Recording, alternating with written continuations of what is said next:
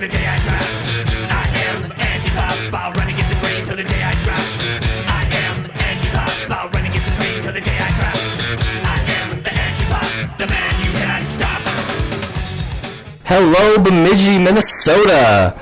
This is Antipop. I am Jeremiah. And I'm Cody. My bad, I cut you off. Just stepping all over your own introduction. A man that needs no introduction.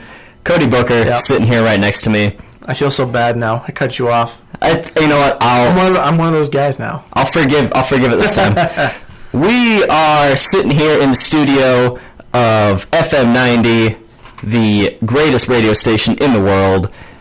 The coolest Radio station in the world. This is KBSB FM 90. You can, find us on the web at www.fm90.org and just, take a listen. Get your fill on video game talk, which is what we're going to be discussing. So, let's just jump right into it. Cody, we were not here last week. Nope. I was in the doctor's office. Yep. And, it turned out to be nothing. Mm-hmm. It seemed like it maybe was a viral infection of the throatal region, but it wasn't bacterial, nothing, You're not going to get any throat virus from me or anything. It's not that big old Ebola outbreak going on. No Ebola. There's, you know what? I don't want to say that there isn't Ebola in Bemidji, Minnesota. Just because that makes for better news. But I'm going to say that there isn't any in this studio. There's no Ebola in this studio. We've quarantined the place. We're good to go. Yep, Bemidji's been cordoned off.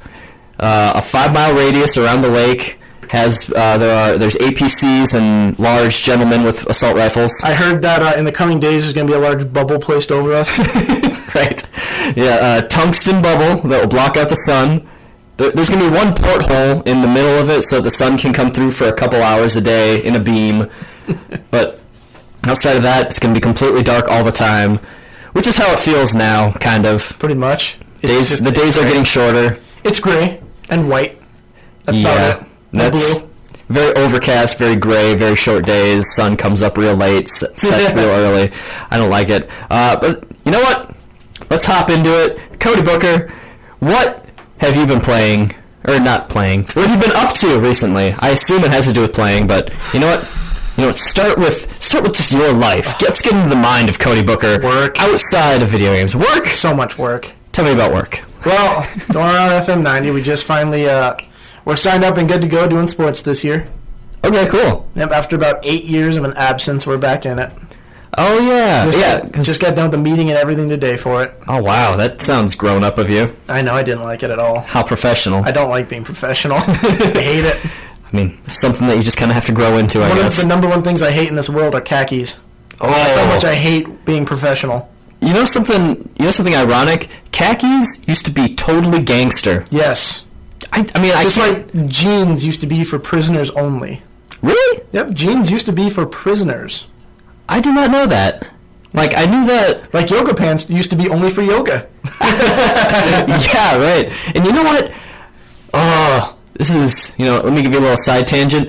I am getting tired of yoga pants. Honestly, I kind of am too. I don't want to I don't want to make it seem like, everybody and every woman should dress the way I want or blah, blah, blah. Yeah. But I realize that yoga pants are really comfortable and all that. And if you want to wear them, then that's great. But from the male perspective or whatever, it seems like all you hear is like, oh yeah, yoga pants make your butt look great or whatever. And I think I'm starting to get desensitized. I just don't know anymore about it. It's like, I'm fine with them. I don't care if people are wearing them, but there comes a point. Remember when, what were they called? Parachute pants used to be big too. That was about 5 years before I was born and about 10 years before you were born, but yes. I'm guessing it's going to end up the same. Give it I don't know, we're in 2014, right? I think so. Let me look at my phone. Yes, it is 2014. I'm going to take a good guess and say 6 years from now it's going to be something else than yoga pants. I'm sure, yeah. That's my prediction. You know what? When you're in the moment, it's always really hard to tell what the oh, that's so 80s thing is, you know?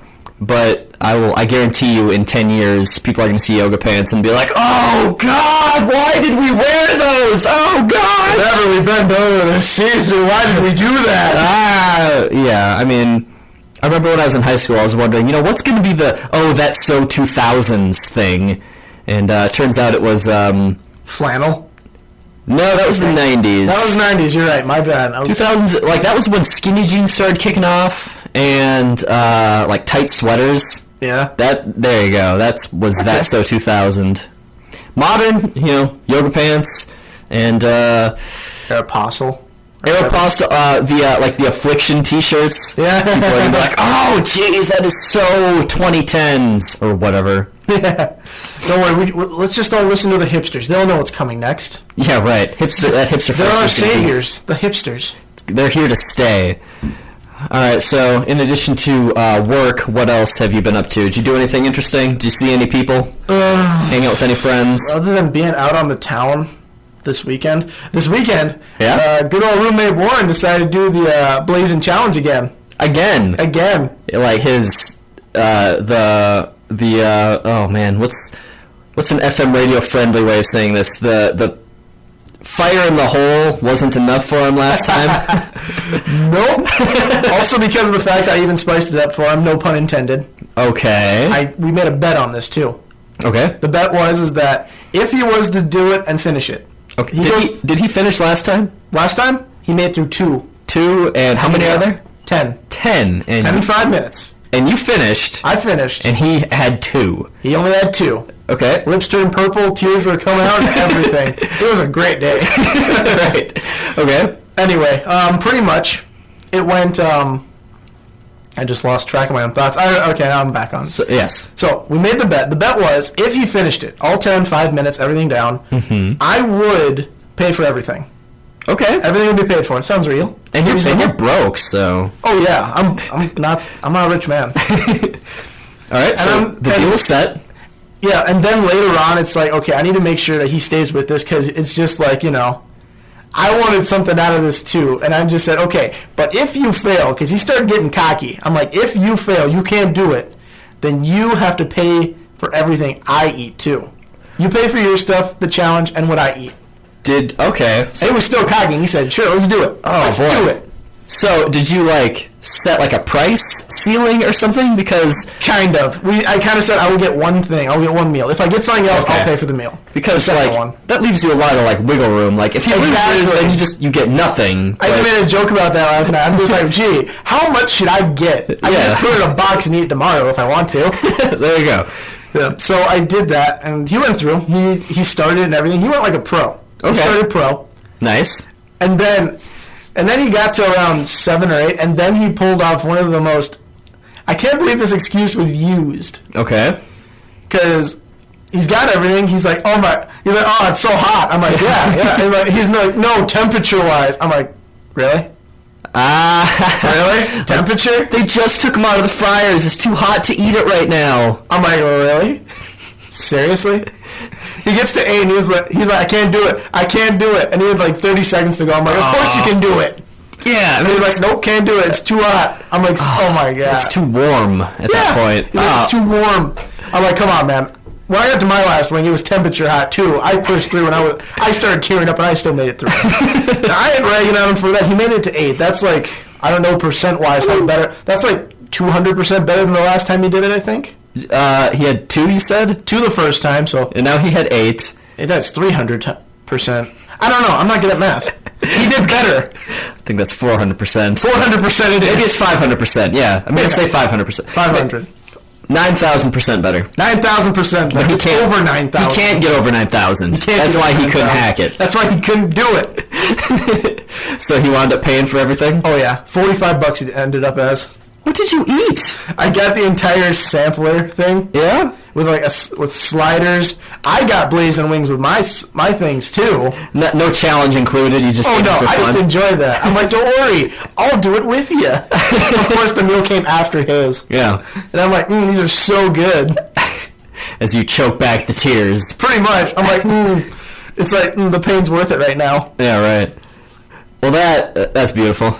Anything else interesting? No, nothing else in my life. How about yours? How are you doing? Well, How you do? ironically enough, I just wrote a lengthy article about Buffalo Wild Wings. Oh, it's funny that you bring it up because I'm also on the Bemidji State University newspaper, and I may mention this, I can't remember, but so I'm sitting in on the meeting. We're getting together our October issue, which will be coming out soon. Yep. The Northern Student by Bemidji State University. Pick it up at any news box anywhere. In Bemidji. And my editor says to me, like, all right, so you like video games, you like movies, you like TV, you like all that stuff. I think I'm going to have you be our entertainment correspondent. And I'm like, okay, sweet. Sweet position. I can handle that. And then another girl who happens to be a published book author, Kelsey Sutton, maybe you know her work, she's like, wait, no, I like media also. Can't I be the entertainment correspondent? And to make a long story short, she is now the junior correspondent. So, how does it feel to be above someone who's published? Just like, this feels good right now. Oh, you made like $30,000 on a book that you sold to a nationwide publisher, but I'm above you when it comes to Buffalo Wild Wings. Yes. I got one accomplishment in my life you'll never have. Right. So my editor says, you know what? You do this. You're going to be our entertainment correspondent. We need to be thinking about what is important to college students. Beer and wings. That's pivotal. Beer and wings. That's pivotal. So there are Buffalo Wild Wings is here in town. Yep. And then there's that place that just opened last month, Hurricane Bar and Grill, I want to say. Yeah. I think most people now just call it Hurricane Wings because no one wants to say Hurricane Bar and Grill. Yeah, just Hurricane. I'm just gonna call it Hurricane. Hurricane works. We can do Hurricane. So my rough assignment, I had to go out and get wings at both places, and then talk about it. Yep. And so I did that, and ultimately I had to compare the two. And was that hard enough as it was? Oh man, two major established wing places. Well, see, Hurricane is locally owned, so they are not quite established. So that gets into they're the up and comer, so they have to try harder because they have to earn every single person that visits them. Established. Exactly. And you know what? I don't want to spoil the article because I was thinking originally like this would be like a little 500-word thing, just like on in the corner of a page, like a sidebar or something. Yeah. I say it to my editor, and she says, "No, I was thinking this would be like a 2-page spread, a 2-page spread about wings. Like we do interviews, there would be like profile photos, and Hurricane is a beautiful place." But if you and your bros are hanging out, I had to give the edge to Buffalo Wild Wings. So you guys made the good choice. Nice. In addition to that, I'm gonna be honest and say that it's been a blurry couple of weeks for me. I've been working real hard. I mean, in addition to full-time classes and writing theory papers and working 20 to 30 hours a week, which isn't a ton, I know, but on top of everything, in addition to working, school, homework, keeping up relationships with friends and whatnot, I've had a little time for video games. Otherwise, it's been a whole lot of ethanol in the bloodstream, so to speak. Have you heard of the alien brain hemorrhage? Alien brain hemorrhage. Yeah, hemorrhage. Hemorrhage. I remember seeing it on a couple of lists of like the weirdest shots you can order in a bar. Oh, it's a shot at a bar. I thought you were talking actual like alien brain hemorrhage. Right. I'm like, geez. No, Sigourney Weaver's not involved. There it is. And it, you know what? Look up a picture of it for all you listening, or maybe if you know it. It looks like a fish tank. It looks like a fish tank, but at the same time, it's like you can see the brain matter in the shot glass, and it's red and blue and kind of creamy and clear. It looks like an absolute horrifying disaster. Days like this, I wish I drank so I could taste that. It looks like something I'd like to just taste and see. You know what? So I've wound up with a little disposable income from working like crazy. Yep. And I thought, you know what? I've known about the brain hemorrhage for a while. I'm gonna go out. I'm gonna get all the stuff I need. I'm gonna go hemorrhage my brain. Right. I want to end up on the linoleum with a brain hemorrhage from the alien brain hemorrhage. And so let's lay this out. The alien brain hemorrhage. I had to learn how to make this stupid thing. So you take your glass, you load it up with peach schnapps. Then you add some Bailey's Irish cream to the top. So Bailey's. I like Bailey's. I like it from a shoe. Then you add a little blue curacao. I think that's how you pronounce it. And then you dump in some grenadine, and the whole thing turns into a gigantic brainy mess. And you're horrified, and you don't want to down it, but then you do, and you feel like you've just eaten an alien brain. And it's a beautiful thing. I want to point out that I'm over 21 years of age. I did not start drinking until after I was 21, and I don't encourage anyone to drink before they're 21. Consider this a live PSA to everybody. So that was fun. It was. I mean, it's not a powerful drink, and it's kind of a novelty shot, you know. Yeah. But it's fun. I had some friends over, and we played some games, and I poured them up alien brain hemorrhages. They were all also over 21 as well. One of them is a young lady named Jane. She's a veteran drinker from Illinois. Mm-hmm. I think she told some bizarre stories about bonfires in cornfields and lots of high-proof alcohol. And so the veteran, the super Midwest veteran, said that it was a good one. So I'm just gonna say that was pretty cool. Mm-hmm. Actually, while we were entertaining, we ended up playing a couple of interesting games. This is going to I think this might bleed over into the game segment. But party games. Have you played any party games lately? Does Mario Party count? Mario Party is not a good game, so no. Mario Party is an atrocity. Are we talking like the original Wii thing they came out with, like Wii Golf and everything? Would that count as a party game, kind of? That could count. Like Wii Boxing, I know. Oh yeah, I tore it up with that. You wrecked with Wii Boxing. Wii Boxing. I mean, that's the best Wii Sports game, right? Oh yeah, in my mind it is. Bowling and boxing. Yep. And other than that, tennis. Tennis. I just want to play the tennis. Such an easy game. Just bop. It's like Tetris, but you're moving. Yeah, right. So party games, at least in the PC realm, have had like a major resurgence in the last year or so. Mm-hmm. And I think this is a symptom of being a Steam user. I end up purchasing a bunch of games that I don't even play, and then they just sit in my library, and every so often I'll be going through them and be like, whoa, I didn't know I even owned that! I bought that like 6 months ago! So, me and my buddies, there's 4 of us there, yep. And we wound up playing a game called Mount Your Friends. Oh, my roommate Warren was looking at this in the indie section of Xbox. Is that on Xbox? Yep. I didn't even know. He's like, look, it's Mount Your Friends. We played that and Starwall. Starwall is a magical journey through the cosmos. So we started... Are there walls? There are walls, but more importantly, there are narwhals. Narwhals! So, Star Wars is, I received that game as a gift, and everybody starts out in this kind of boxy arena type thing, mm-hmm. And you are all playing as narwhals in outer space, hence Star Wars.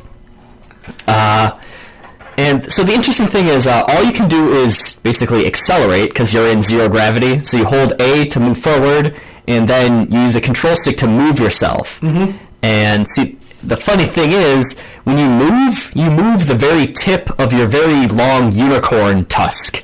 So it's really hard to control yourself. And so... Everybody, you're all narwhals, and then you have your heart in your chest, yeah. Right? But you're fish, so you flop down on your stomachs. Yeah. So it becomes, fly through the air, stab other people in the heart without getting stabbed yourself. So it's like It's like fencing in space with narwhals. Yes, and it's freaking glorious. In addition to that, we played Mount Your Friends, which is I take it exactly what the title says. Literally yes. In a below A-rated game. How do I say Yes. M-rated and not A-rated? You know what? I bet Maybe E-rated. I bet don't you know what kind of mounting. it's literal mounting. Okay. So, Okay. So in it, there was some game that came out a while ago where you played as a runner, and each of your four limbs was mapped to a button on the controller. Yep.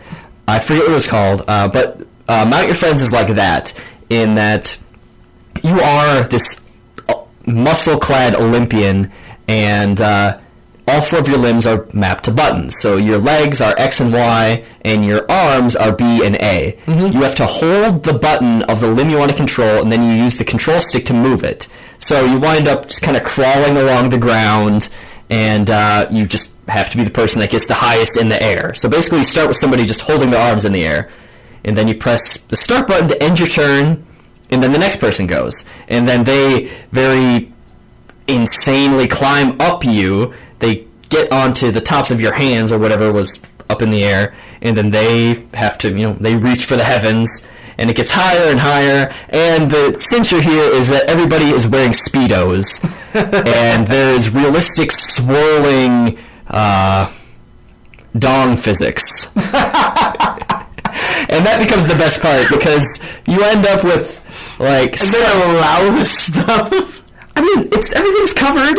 I mean, everything looks like it's good, but then they just throw that in for no reason. Yeah, because... Or maybe there is a reason. I haven't played yet. Well, see, the true reason is you wind up in very contorted positions as you're reaching to be the highest person in the air. And the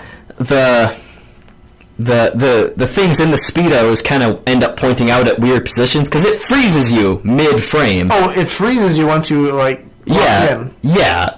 Once you lock in, you're frozen there. So as you're climbing, you might end up, grabbing a specific handhold and then flinging yourself up. So you wind up with some interesting situations.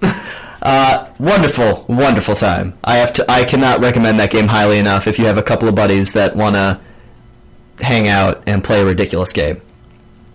If you want to, and I can't believe I'm saying this, if you want to mount your friends, I say be my guest. Yeah, right.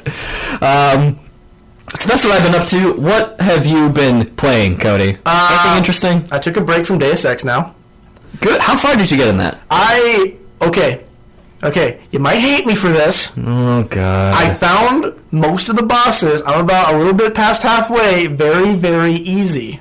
Okay. I think there are three bosses. Three main bosses, and then there's like a final boss, I think. I think so. Like I said, I beat the first one, and I beat the middle boss. Okay. The first one was, the guy just walking around, machine gun arm. He's a brute. Yep. He was easy. Just get behind him and just unload. I can't remember how I fought him.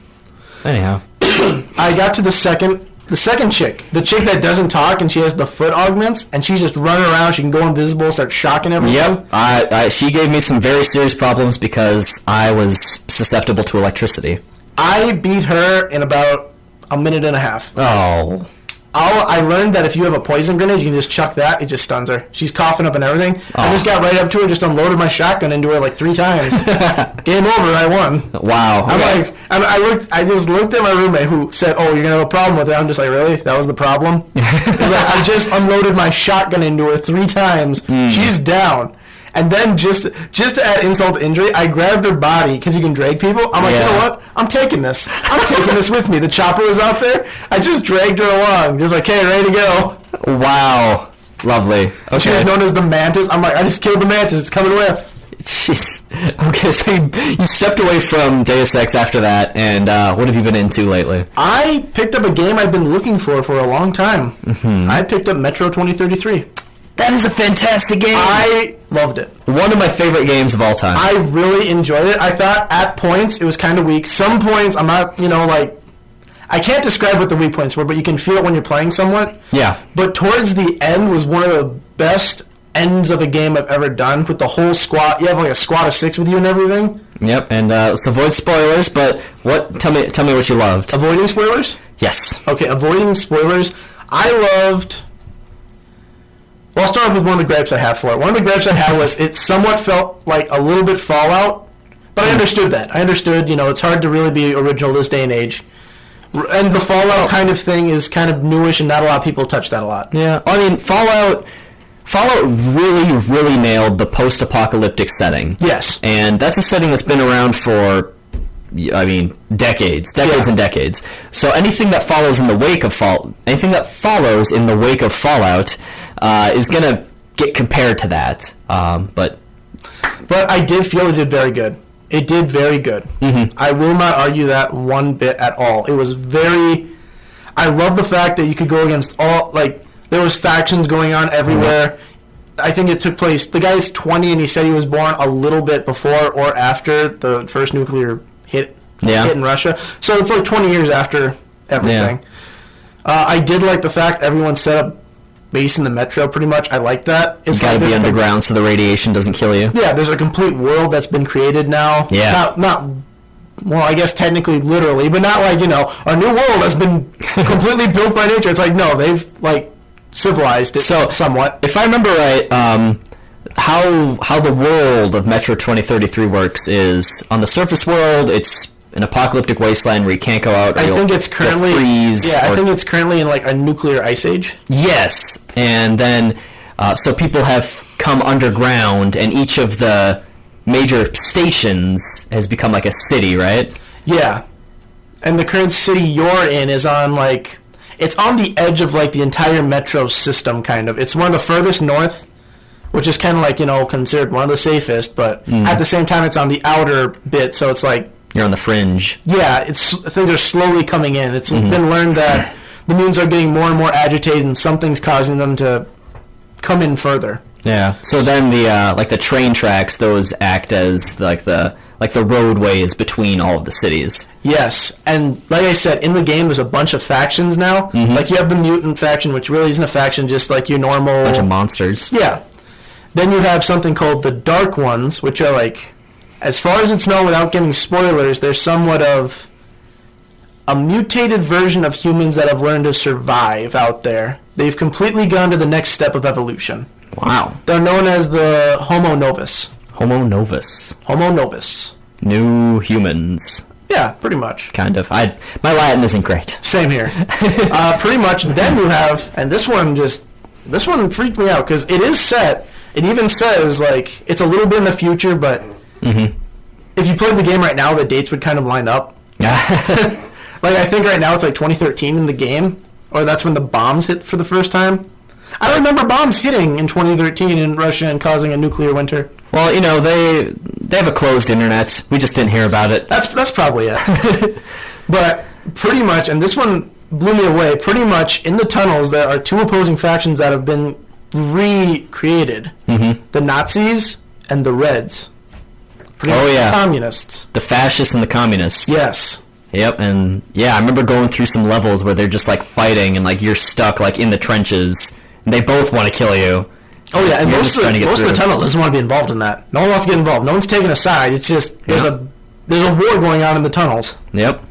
And I really enjoyed that. The idea that you have to survive against your own in order to survive against the mutated strain above. Yep. I enjoyed that.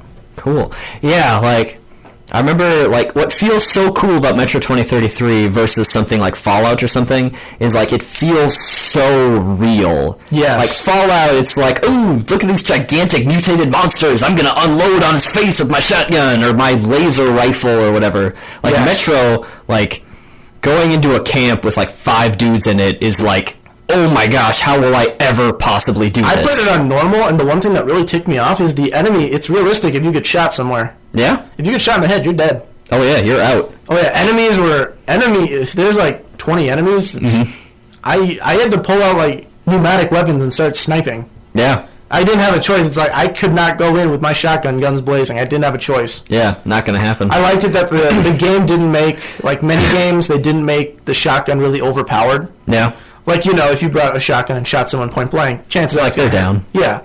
In this game, it's there's only 2 shotguns, the automatic and the dual... The dual-barreled. Yeah, the dual-barreled one, the sawed-off. I like that. It's they didn't make it overpowered so that someone couldn't just run through the game with a shotgun. Yep. I like that. I also like in the game, this was something I really enjoyed, the paranormal they brought into it. Yeah. That you and Khan. Khan is one of my favorite characters. Oh, that man is amazing. I loved it. The paranormal they brought into that, just the paranormal entities, it was just, I loved it so much. I thought it was just this is perfect.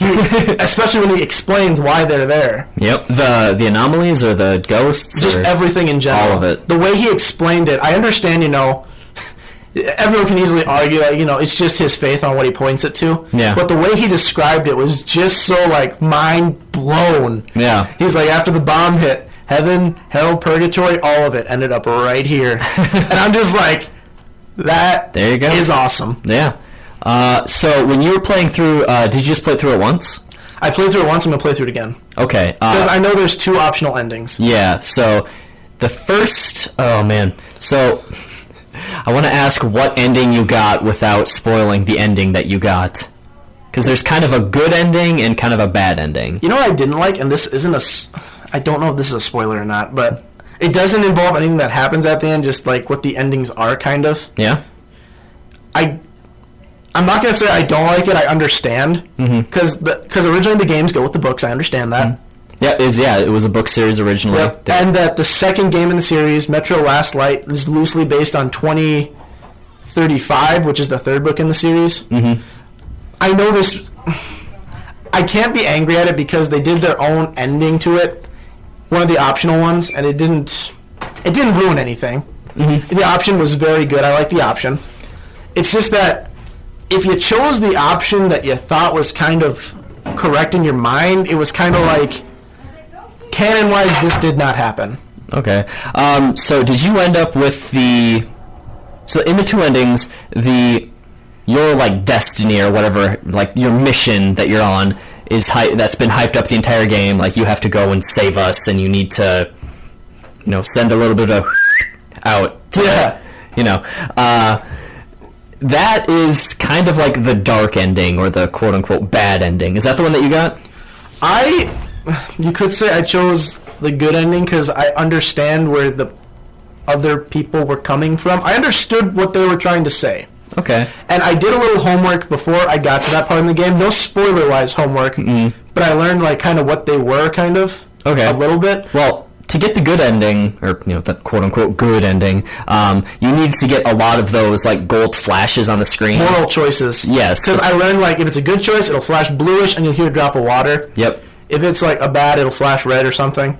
I played how I would play. Okay. For instance, when there is a big old war going on between Nazis and Reds, my idea was, I'm going to walk around this. Okay. I'm not going to get in the middle. I know what I would do if it was me in that situation. Okay. It's I'm not touching this. So you wound up with the ending where a piece of technology falls and hits the ground. I chose to, because it's I understand, because I read up on it, I understood what they were doing and why they were doing things, and I was just who am I to judge? It's who am I to judge if they're doing the right or wrong things? It's it's not my, I mean, I understand, if I don't do this, then, but it's kind of whichever choice you pick, it's going to have negative repercussions for the other end. Yeah, right. That's why I'm I understand. It's so far we're doing all right with the situation. Well, obviously they aren't, but it's getting along. Yeah. That situation. It's they haven't done anything yet to actually. Yeah. So I'm fine. And okay. I was okay. We might have to do an actual spoiler cast on this game at some point where we just discuss the ending openly. Yes. Because the 2 endings are just so they're great because there's a good ending and there's a bad ending, but they're both so gray because there's no one thing where everybody is helped in one and everybody is screwed in the other one. Unlike the ending of Mass Effect 3. Yeah, right. Yeah, but I enjoyed the idea of the endings in this one. I really like the characters. Even though some characters, in this kind of game, the way you interact with the characters, it makes you feel okay, I don't really care about them at all. I'm going to forget their names. Yeah. It was different. In this game, it's I remembered everyone. There's no one character where it's okay, he spoke for a minute, then he's gone. It's no, it's no, you remember who these people are. Oh, yeah, Khan, it's he's... Oh, man, Khan. I loved him so much. Khan is so great. He's so good. It made me, because of him, I want to go out and get Metro Last Light because I learned he's in that one too. You know, I have not heard many good things about Metro Last Light. I haven't played it. I've barely heard anything, but just because of 2033, I would go and get it. Metro Last Light, according to everything I've heard, is way more shootery. Like, it turns into like a standard first-person shooter, where it's much more military. Like, it's like duck, take cover, pop out, shoot. Take cover, pop out, shoot. So it's less interesting in that way, but I guess it does advance the story. I do like that you still get to play as Artyom. Artyom, I think. Artyom. Yep. I didn't like it in the beginning with his name, but I started to like accept it. And I liked it. I liked it at the end. Artyom is like my boy. When I am trying to make a toast and I don't know what to say, I always stand up and I hold my drink out and I just say, "To Artyom! To Artyom!" Which is, like in the second level when you save everybody. And I love it in that bar. You're just like, well, I'm the local hero. Time to go to the next place. It's a great feeling. Yeah, because it's like you're treated as a normal character. You're not treated as like, he's the hero that'll save us. It's like, no. You're a 20-year-old that just came from one of the most protected but currently on the verge of being destroyed areas. It's like one of the gripes I had with the game. Yeah. One of the only ones. It's like, why are you sending the 20-year-old that barely has any idea of survival? Yeah. Into situations where it's like, okay, you have to go turn on the power. There's waves of mutants right over there. Good luck. Yeah. It's like we just watched the entire squad die. I mean, in that context, it doesn't make a ton of sense, but I think that's really what makes the story work so well. Yep. Toward the tail end of the last generation of games, like, it got really tiresome, like being humanity's one savior or whatever. Yeah. With Mass Effect and Fallout and all of these games, like, you are the one person that can do it. It started to feel really nice to be like just a dude that is put into a really rough situation and makes a series of small victories that end up having a big impact. Yeah. That's another thing with the game. It's like, I enjoyed the fact that he had a goal. His goal was to get to a certain station to deliver a message that his buddy gave him, like, if things go bad, get going there. There you go. Things went bad, he's like, okay, things are really bad here. I'm getting out of here. Yeah. And it's pretty much, okay, traveling. All of these, I'm not going to say side adventures, they kind of were, but all of these crazy situations you get put in. He got derailed off of the main purpose a lot. Yeah. Not purpose, like, not accidentally, like, oh, I have ADD, I'm going over here now.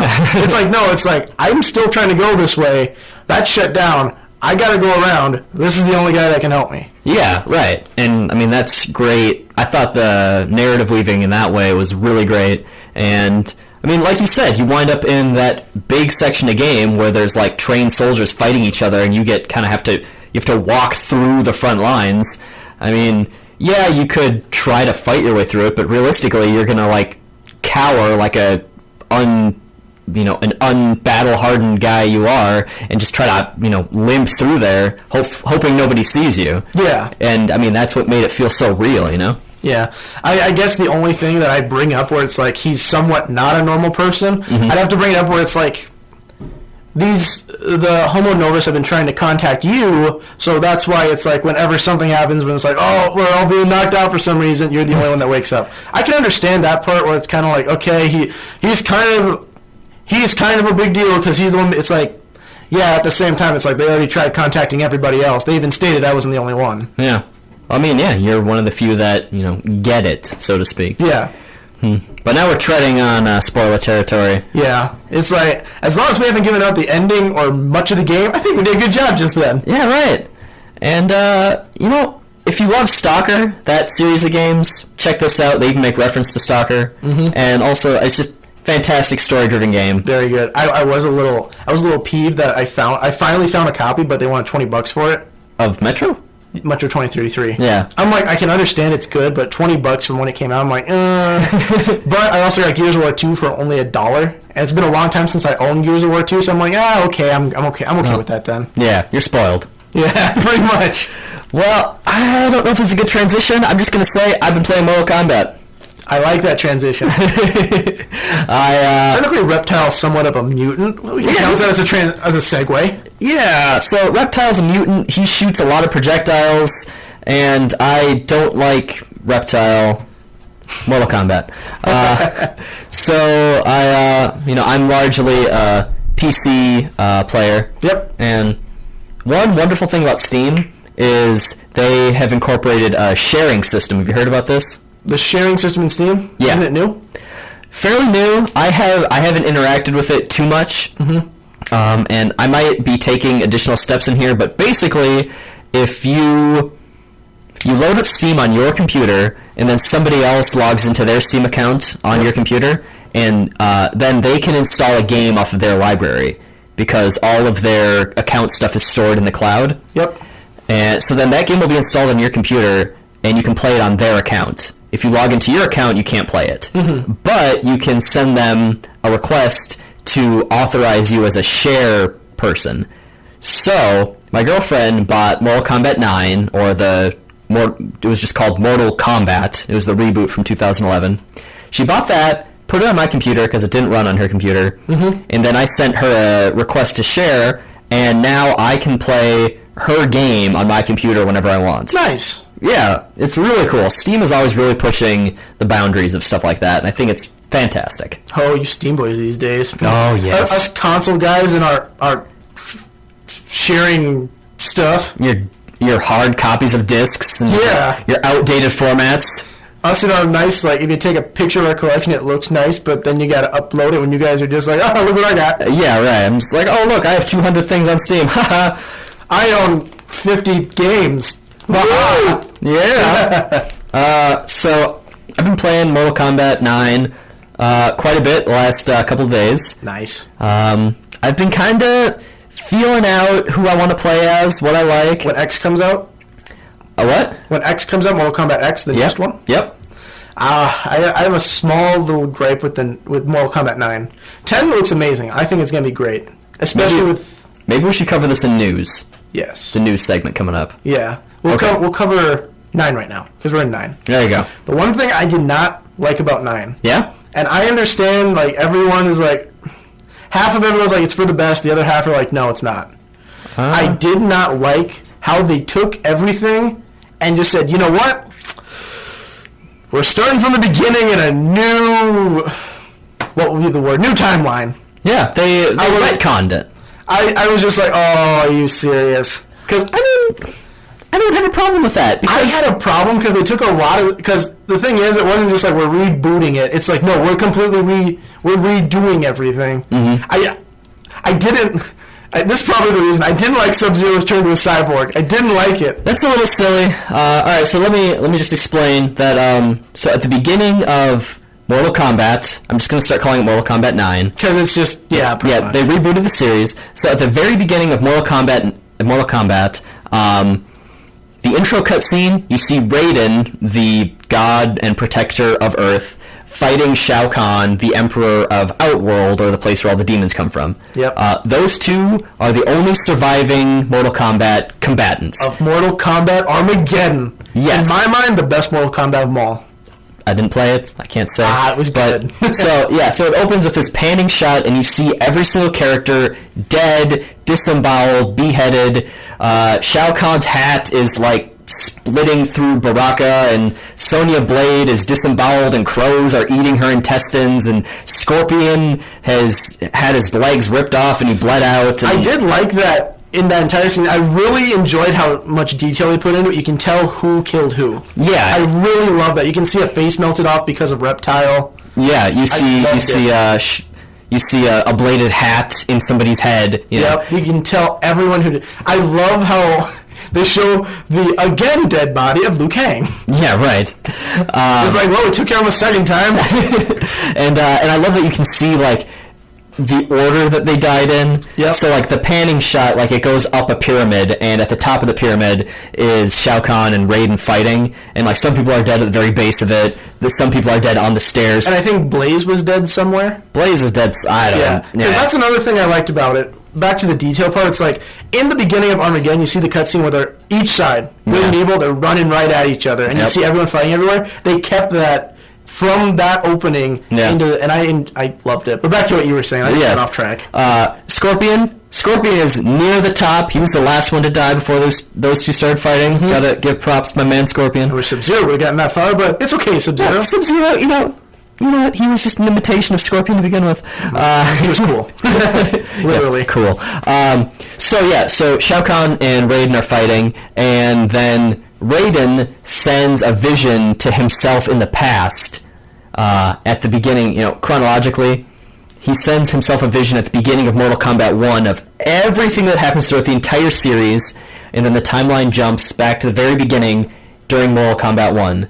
So then throughout the story, you have people fighting. I mean, like, Johnny Cage is just being introduced to Sonya, and, like, Scorpion is just being introduced to Sub-Zero. And both of the cyborg... The two cyborgs start out as humans because they've been turned into cyborgs. Yeah, because I think they're part of the same clan as Sub-Zero and I think Scorpion was always in a different clan. My bad. Cyrax and Sector and Smoke are all Lin Kuei, which is also what Sub-Zero is. Yeah, wasn't there one more?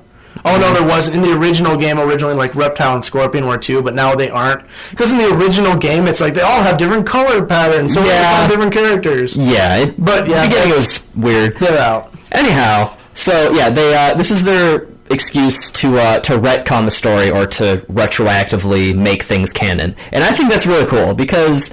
I mean, Mortal Kombat 1 came out in 1992, I want to say. And I think you're right. And they've just been doing iteration after iteration on this absurd fighting game. I mean, the plot line has been very weak. Yeah, I mean, the plot line in fighting games has not mattered since until, like, 2010. Yeah, for fighting, unless you got into the really complicated story games, like, if you go Blaze Blue, then you're talking time travel. Wow. Took me a year to learn. Yeah, right.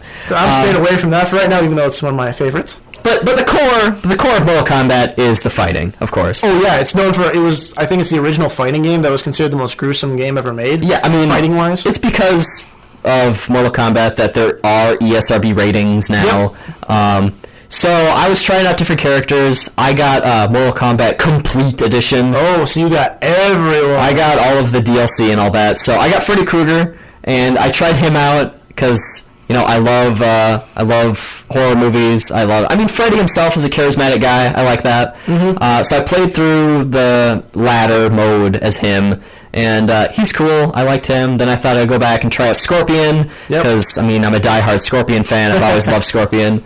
And, I don't know, something about him didn't feel quite right. I'm thinking maybe Raiden. It's really cool. I haven't played a Mortal Kombat game since Deception in, like, 2006. Mm-hmm. And I really like feeling out the new characters. They all feel really unique, but where Mortal Kombat really excels is that you can pick it up and kind of get it without too much of a learning curve. Yes. Like, obviously you have to learn, to dial in the combos, and some of the timing can be rough. Mm-hmm. But they made it much more accessible. And then the cool thing is, like, it's accessible, but to get really good at it, you're going to have to really sit down and really, like, grind out the focus, Yeah. Whereas, like, I mean, what are other things like that right now? Like MOBAs, like League of Legends and Dota. Like, you can sit down and freaking grind out your strategies and get to know it, but I mean, it's completely impenetrable to learn in the first place. Yeah. There's not a lot that you can just, like, get it and start playing and enjoy it and then learn the greater depth. For a newer player, it's like you get it, it'll take a month to get a strategy down, and that's only with one character. Yeah, I mean, I've been playing it for 4 days or something, and I'm already, like, racking up, like, 8-hit combos and, spinning around and getting multiple specials and stuff in just from playing a couple hours of Scorpion today. Jeez, well, someone's an easy learner. I mean... Me, I'm pretty much the same. I'm not one of those monthly guys. I can pick up something and learn it, but with Mortal Kombat, I really enjoyed it because I'll honestly say I'm not one of the players who is like, I just hit a 300-hit combo. It's like, no, I'm not that guy. I'm gonna hit you with supers. Yeah, right. I mean, you wanna pop some specials, get the super, see the X-ray bone breaking skull crusher, and then just feel good about yourself. Yeah. And one thing I did like about Mortal Kombat 9 was that it was so beautiful on how it kind of said, we're going to begin this new beginning, while also stating there was a past to everything. Yeah. And you could pick it up from there if you were a new player, and you could just say, okay, like people who played it before, they'd be like, okay, it's going to show that there was a past before. We know what that past was. It was Armageddon. Mm-hmm. New players are like, okay, there was a past to all of this. There's a reason why he's having these memory things. So I like that. Whether you were new or old, you could pick it up and you could begin it like it was secondhand kind of. Yeah, and that was beautiful. It did a very good job on that. In addition to that, I finally finished Saints Row 4. How was it? Oh, it's wonderful. Did you finish Saints Row 4? I haven't even played it yet. I haven't played 3 yet. Oh, well, yeah, because you're going to want to play Saints Row 1 and 2. I've already played 3 and 4. those. I just haven't picked up 3 yet. I guarantee you, people out there listening, you do not need to play Saints Row 1 or 2. I mean, you might get, like, 1 or 2% more of the jokes, but Saints Row 3, Saints Row 4, that's what you need to really get the experience. Yep. I'm going to say that. If you want to play Grand Theft Auto style, play 1 and 2. If you want to play, I guess the best I could say is Crackdown style, okay, play 3 and 4. There you go. That's the best saying. Yeah. So Saints Row 4, wonderful. My girlfriend was sitting there watching me play, and she saw that, I was super jumping everywhere, and I was literally flying, and I had superpowers. I was throwing fireballs and killing just tons of enemies all at once, and the dubstep gun, and like infinite rockets and stuff like that. And she said, "Is that even fun? You are so powerful. Is that? You're basically playing with all the cheats on. How can that continue to be fun after 25 hours?" And what's special about Saints Row 4 is the moment-to-moment stuff, like the little throwaway missions, those are wicked easy. Yeah. But when you actually have a real fight, the bosses, they have just as many powers as you, so it ends up really kind of balancing out, and some of the fights are freaking hard. Oh, yeah, I've had those moments. Yeah, and so that's a really cool thing that Deep Silver managed to pull off. You were just this overpowered, superpower monster, but you get to have some really satisfying fights where you really have to try. You get to have your cake and eat it too. And if it makes you feel even better, there's a small little rumor going around. It's kind of lingering around here and there because they stated Saints Row 4 would be the last one they're making. Mm. There's a small rumor going around. I don't think it's been confirmed or denied yet. I don't think it has, that there might be a Saints Row 5. Might be. Kind of. I have heard of this, and what you're thinking of is Gat Out of Hell. That's what I heard too, and I think that's probably what everyone was thinking it was, but yeah. I don't know. I'll still cling to, if there is a 5, I'd be glad to wait. Yeah, right. Gat Out of Hell is confirmed. It's going to be coming out next year. I saw the trailer for it. It looks so good. Yeah, you get to play as Johnny Gat. This isn't Saints Row 5, but it's a standalone expansion in which, you get to play as Johnny Gat. You're in a totally new city. Saints Row 3 and 4 took place in the exact same city with color palette swaps. Yep. But in this, you're in a totally new city. Everything is, it's all unique and new and all that. Would you like to know the name of that city? Tell me. Hell. Yep. Oh my goodness. That's where you go. Let's just say what the trailer I saw, there will be a lot of characters that you have met throughout the series that you will meet again. Yeah, all right, looking at a press release here. The plot revolves around Johnny Gat's attempt to rescue the leader of the Saints, in other words, your character for the last few games, from hell after being captured by Satan. In hell, Johnny Gat must reunite with deceased enemies of the past as well as former Saints. That sounds cool. I really like it. I'd love to see who the former Saints are. Yeah. Because if they bring back Lucy, she was a character from the first game. Oh, okay. Well, she came back as a zombie. I want to know if she's coming back as herself or if it's a zombie again, because that was so fun. Because in the third game, I haven't played it, but I saw the clip of it. Yeah. There's a car ride where it's like, can you believe these talks about zombies? And he just goes, oh, actually, I know a few zombies, because in the first and second games, there are two characters that become zombies. Oh, see, that was a joke I didn't get. I got 2% of the joke. Woo! Yay! Saints Row 4, they do reference the first 2 games a little bit. In it, a joke that I loved, though I didn't fully get it, was you were fighting your past, basically. Yeah. And as the leader of the Saints, you have to fight enemies from Saints Row 1 and 2. Yeah. And it ends with you having to fight the default character, the default playable character from Saints Row 1. And the leader is like, oh well, if it isn't the default character, I'll send you right back to that old piece of crap. then after you beat him, you have to fight 2 of him at the same time, and your like hacker support character is like, wait, what's going on? And you go, oh geez, it's a co-op account. Yeah, That's hilarious. yeah. So It's a co-op. well, I think that about wraps it up for what we've been playing. Yeah. Much.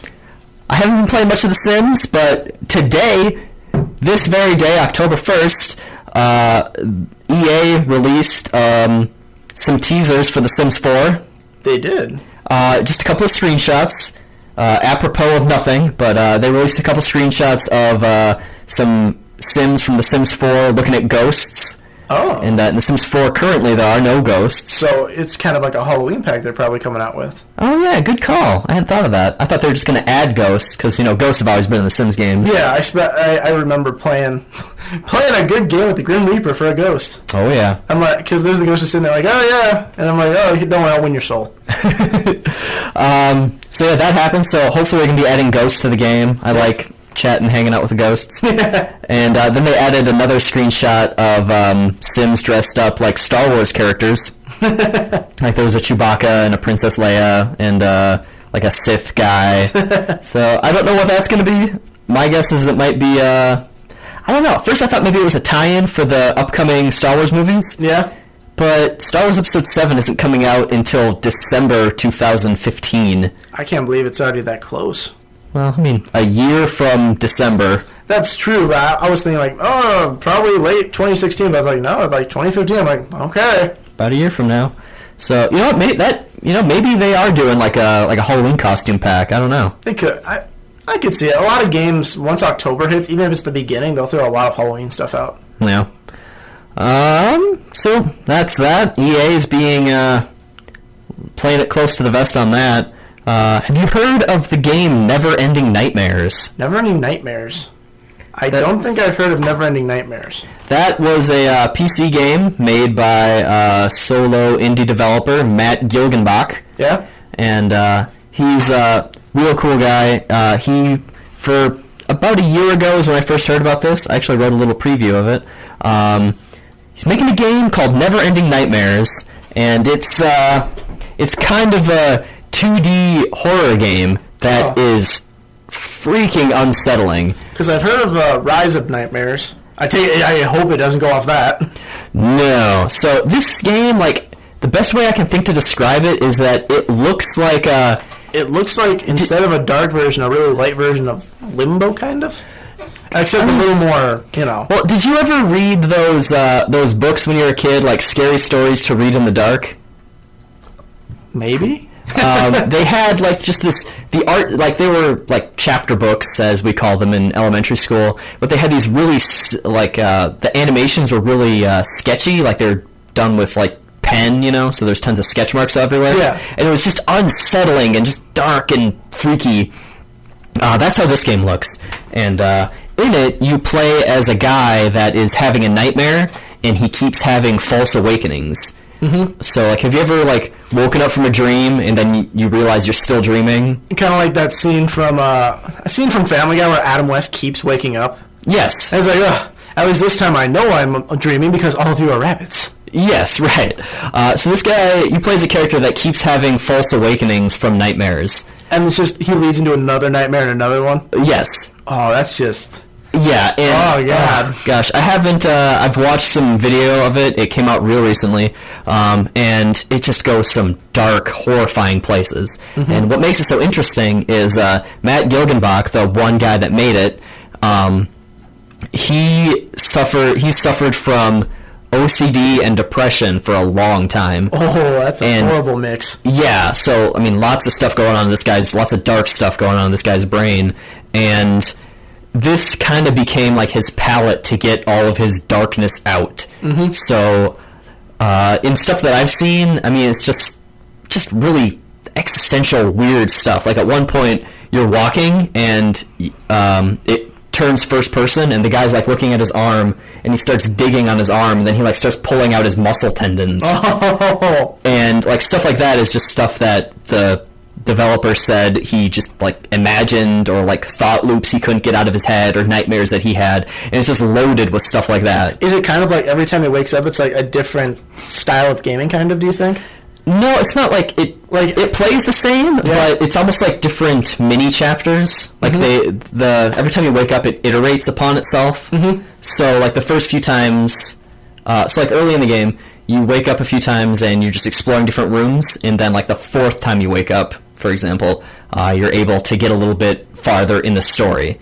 And like the fifth time you wake up, you can finally go into the attic and you can find somebody that hung themselves, and then that shocks you into waking up because you just saw the dead body, and then you can go into the basement and you find your own corpse laying there, and he's written a creepy message in blood on the wall. And I take it like every time you go back into a room, like it previously freaked you out, it's like there's nothing there or something? Yep.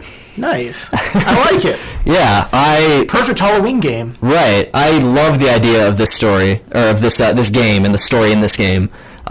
Because like that does something that only video games can do, because video games are one of the only things that you have to interact with. Like it's an interactive medium, and like what better way for somebody that has had these problems to make somebody else understand what he's feeling than to literally force them to experience them and to work through them. Makes you wonder if the dude who made Minecraft was thinking the same thing. Yeah. Like, take a look at this. My mind's made of blocks. Well, so that's Neverending Nightmares, and that's how we're going to kick off our Shocktober. October 1st. I love horror. I love Halloween. I love October. I'm going to see if I can't find horror games for every show this week. I'll even help out with that one. I guess Metro 2033 somewhat counts. It's dark. It's got its darkness. It's got its creepiness. It's got its survival element to it. Yeah. But for now, that's going to end it for Antipop. This has been Jeremiah. And the good old Cody Booker right here. Here at KBSB FM 90, FM90.org to listen on the internets. We will see all of you next week.